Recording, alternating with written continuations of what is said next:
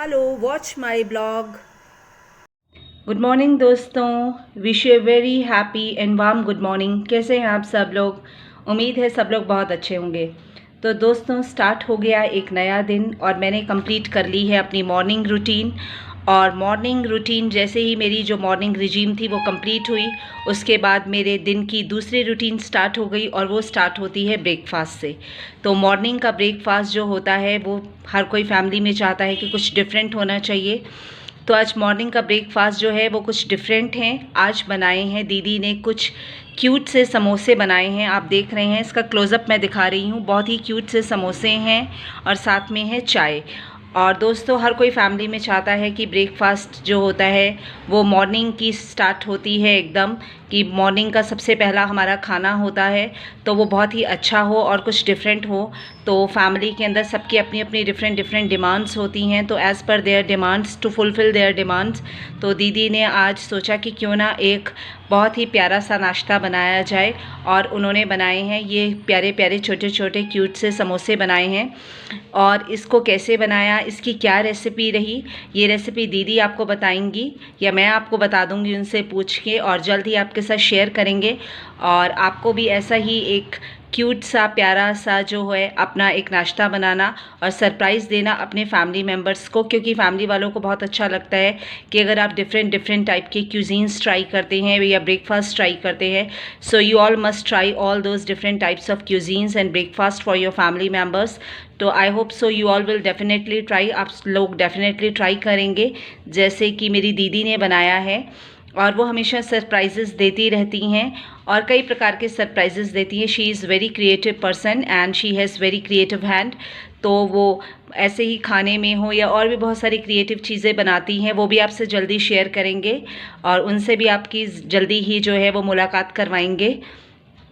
तो उन्होंने चाय बनाई है और चाय के साथ ये बनाए हैं समोसे बनाए हैं, और भी बहुत सारे वो स्नैक्स बनाती हैं। तो आपको उनके स्नैक्स के बारे में भी बताएंगे। और अभी हमें कहीं बाहर भी जाना है और कहाँ गए हम लोग और क्या क्या किया हमने, उसके बारे में भी आपसे शेयर करेंगे जल्द ही। तो तब तक के लिए बाय बाय।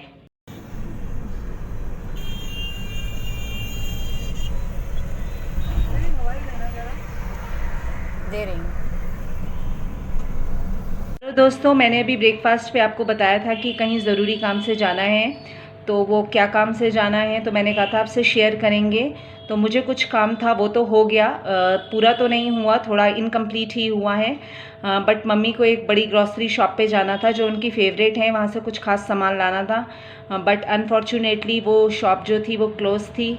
अब क्या रीज़न था ये तो पता नहीं, क्योंकि पैंडेमिक में ग्रॉसरी की एसेंशियल आइटम्स की, कमोडिटीज़ की शॉप्स तो क्लोज़ नहीं होती हैं। बट मैंने मम्मी को कहा कि चलो कोई बात नहीं, उनका थोड़ा सा मूड अपसेट हो गया कि उन्हें सामान लेना था। होता ही है कि किचन का सामान जो होता है वो सारा कंप्लीट रहना चाहिए घर पे।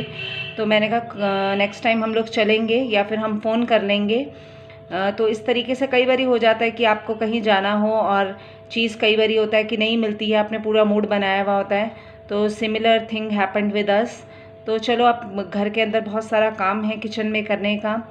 सोचा था कि आज की ग्रॉसरी की आइटम्स ले आएंगे तो सारा किचन का आधा काम हो जाएगा, लेकिन बट वो नहीं हो सका। लेकिन और जो लंच की प्रेपरेशन करनी है या जो किचन में डिब्बे वगैरह साफ़ करने हैं तो अब मम्मी के साथ करवाते हैं, वो हेल्प करवाते हैं। और साथ में किचन में भी अगर कोई डिश या कुछ बनाया, सोच रहे हैं कि कुछ लंच में जो मम्मी बनाएंगी थोड़ा सिंपल ही बनाएंगी, तो साथ में अगर मैं या दीदी कुछ बनाते हैं तो डेफ़िनेटली वो भी आपके साथ मैं शेयर करूँगी, जो भी हम लंच में अभी प्रिपेयर करेंगे। तो चलो देखते हैं, फिर आपसे मिलते हैं। उसके बाद पहले डिब्बे वगैरह का काम हम लोग सफाई का कर लेते हैं। चलो मम्मी, डब्बे भाई सूख गए हैं। मैंने अभी डब्बे थोड़ी देर पहले ना छत पे ले आई थी और सारे अलट पलट दिए थे। और अब एक काम करते हैं, इन डब्बों को ना अब हम नीचे ले चलते हैं। 10 मिनट पहले भी मैं छत पे आई थी और डब्बे सारे सुखा दिए थे, तो अच्छे से डब्बे वब्बे जितने भी हैं वो सब सूख गए हैं। सही रहता है नहीं, वीक में ना इस तरीके से एक बार ही कर लेना चाहिए सभी को ये।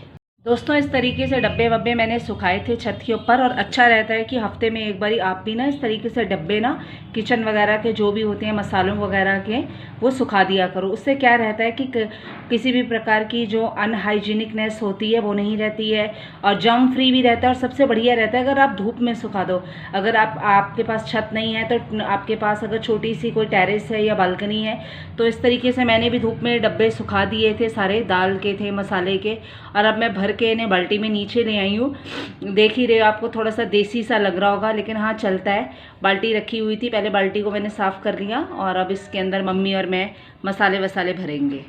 तो दोस्तों मैं छत पे से हो आई, मैंने जितने भी डब्बे थे वो सूख गए थे, मैं नीचे ले आई। तो अब जो मम्मी हैं उन डब्बों के अंदर मम्मी ने कईयों में मसाले भर लिए और कुछ में रह गए थे, तो मम्मी अब जो है वो मसाले भर रही हैं। मिर्च है, गरम मसाला वगैरह है, धनिया है, इसमें नमक मम्मी ने भर दिया है, और भी बहुत सारे डब्बे धोए थे दालों के, वो सारा काम मम्मी ने कर दिया।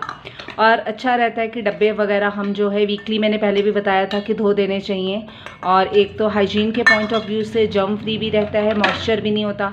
और जैसे अब बरसातें हुई हैं, बहुत ज़्यादा मॉइस्चर हो जाता है, तो मॉइस्चर ना रहे ज़्यादा, तो इसके लिए ना डब्बे धो देने चाहिए और छत वगैरह पे सुखा देने चाहिए। आज सुबह हम लोगों ने थोड़ा काम वाम किया, सब निपटाया, नाश्ता वाश्ता किया, सब निपटाया। फिर उसके बाद हम लोगों ने जो थे डब्बे वब्बे धो दिए सारे, और फिर वो छत पे सुखा दिए थे। और एक बारी जाके मैं ना पलट आई थी, मम्मी के साथ चली गई। तो बस ऐसे ही होता है कि वैसे भी अब कोविड है तो जो ग्राउंड वगैरह का जो वर्क होता है उसके लिए जो होता है कुछ रिस्ट्रिक्शंस भी नहीं हैं, तो जाना इतना नहीं होता है। ज़्यादा वर्क जो होता है वर्क फ्रॉम होम ही चल रहा है, तो फिर घर के काम में भी हेल्प हो जाती है, मम्मी की हेल्प कर देते हैं घर के काम में। लेकिन वैसे भी अगर जब भी मैं या दीदी वगैरह बाहर जाते हैं वर्क के लिए अपने, उसके अलावा भी हम लोग घर पे जो हैं मम्मी की हेल्प करते हैं। और मम्मी ने जो है ये मसाले वसाले इस तरीके से अब भर दिए हैं बिल्कुल। अब मम्मी ने मसाले वगैरह जो है वो सब भर दिए हैं। तो मम्मी तो मास्क वैसे भी घर में बहुत लगाती हैं, प्रिकॉशंस लेती हैं बहुत ज़्यादा इस कोविड के टाइम में। लेकिन मम्मी पहले भी जब भी मसाले भरा करती थी तो हमेशा मम्मी जो थी फेस पे अपने मास्क लगाया करती थी। तो चलो अब मम्मी से पूछती हैं कि मम्मी जो आप फेस पे हमेशा मास्क क्यों लगाते हो मसाले भरते टाइम भी? मम्मी आप ये बताओ कि आप जब मसाले भरती हो तब भी अपने फेस के ऊपर मास्क हमेशा क्यों लगाते हो आप? कोविड की वजह से तो मास्क लगाया ही जाता है, पर मसाले भरने के लिए मास्क लगाना बहुत ज़रूरी है, जिससे नाक में धांस नहीं चढ़ेगी, छींकें नहीं आएंगी, खांसी नहीं होगी और किसी टाइप की एलर्जी होने का खतरा नहीं रहता है। इसलिए mask is very essential for to fill the spices. हाँ दोस्तों, मैंने अभी आपको बताया था कि हम लोग घूम के आ चुके हैं और खाना हमारी मम्मी ने हमारा तैयार कर दिया है। तो हमने सोचा कि खाने के अंदर कुछ नया ऐड किया जाए, तो सोचा कि कुछ सिंपल सा ऐसा बनाया जाए। तो हम बना रहे हैं आलू का चोखा, जो कि अब उसकी रेसिपी हम आपके साथ भी शेयर कर रहे हैं। रेसिपी बहुत ही सिंपल है। आप लोग देख रहे हैं कि बाउल के अंदर हमने रख दिए हैं उबले हुए मैश किए हुए आलू, रख दिए हैं, थोड़े से आलू लिए हैं, और साथ में है मसालों में है नमक लिया हुआ है, लाल मिर्च ले ली है कुटी हुई, फ्लेक्स भी आप ले सकते हैं लेकिन बेटर रहेगा ग्राइंडेड लें। साथ में कटी हुई थोड़ी सी प्याज ले ली है, साथ में हमने ले लिया है सरसों का कच्चा तेल। तो अब हम इसको बनाना स्टार्ट करते हैं। सबसे पहले इन मैश किए हुए आलूओं में हम डालते हैं थोड़ा सा नमक, डालते हैं अपने टेस्ट के अकॉर्डिंग हम नमक डाल देते हैं, ठीक है, इस तरीके से, और इसको मिक्स कर लेते हैं।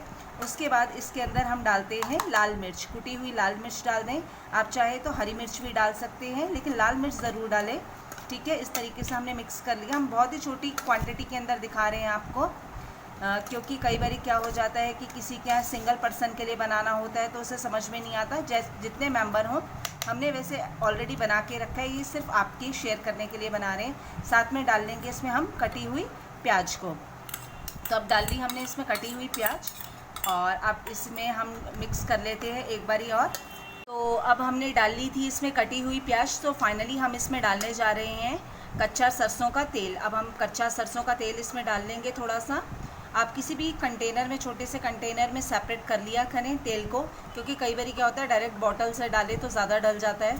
तो इस तरीके से प्रॉपरली हम लोगों ने इसको मिक्स कर लिया। इसमें मैश किए हुए आलू थे, और इसमें था नमक था, लाल मिर्च थी, और जो थी सरसों का तेल था, और इसमें हमने प्याज डाल दी थी। तो इस तरीके से हम लोगों ने बना लिया है आलू का चोखा, जो कि बहुत ही टेस्टी है। आप इसे चाहें तो लंच में खा सकते हैं, डिनर में खा सकते हैं, या आप चाहें तो इसे ब्रेकफास्ट में भी खा सकते हैं। तो फाइनली ये देखो, ये ऑलरेडी पहले से तैयार किया हुआ था। जैसे कि मैंने आपको बताया था कि पहले मैंने बना लिया था, लेकिन आप लोगों के लिए शेयर करने के लिए मैंने कम क्वांटिटी के अंदर बनाया, क्योंकि जैसे कई लोग कहते हैं कि 2 पर्सन के लिए या 1 पर्सन के लिए उन्हें समझ में नहीं आता कि क्या क्वांटिटी होनी चाहिए, तो मैंने उसके अकॉर्डिंग भी बना लिया था। तो अब इस तरीके से आप इसे लंच में या डिनर में खा सकते हैं। तो दोस्तों तैयार हो गई है हमारी थाली। जैसे कि अभी आपको बताया था कि हमने किस तरीके से आलू का चोखर बनाया था। तो आलू का चोखा बनाने के बाद हमने फाइनली जो है वो खाने के साथ सर्व कर दिया है। तो खाने में मम्मी ने क्या रेडी किया है, चावल हैं, दाल हैं, सलाद है और साथ में है आलू का चोखा जो हमने बनाया था। तो इस प्रकार से तैयार हो गई है हमारी पौष्टिक थाली। जैसे कि मैंने आपको बताया था कि आलू का चोखा जो है वो बहुत ही सिंपल है इसकी रेसिपी। तो आप इसे किसी के भी साथ सर्व कर सकते हैं, लंच के साथ कर सकते हैं, डिनर के साथ सर्व कर सकते हैं। एक एडिशन हो जाता है। जैसे घर में कई बारी खाली दाल चावल बने होते हैं, तो बच्चों का या किसी का मन नहीं करता खाली दाल चावल या दाल रोटी खाने का, तो साथ में सिंपल सा क्या बनाया जाए। तो सिंपल सा बनाया जा सकता है ये आलू का चोखा, जो मुश्किल से हार्डली 5 मिनट लेता है। हाँ, बस आलू को आपको बॉईल करना होता है और कोई भी इसे बना सकता है। यहाँ तक कि इसे बच्चे जो हैं अगर 11-12 साल के हैं वो भी बना सकते हैं ईज़िली। अगर कोई स्टूडेंट है वो भी बना सकता है। तो आप भी ज़रूर बनाइएगा और हमारे साथ शेयर करना कि आपको ये कैसा लगा।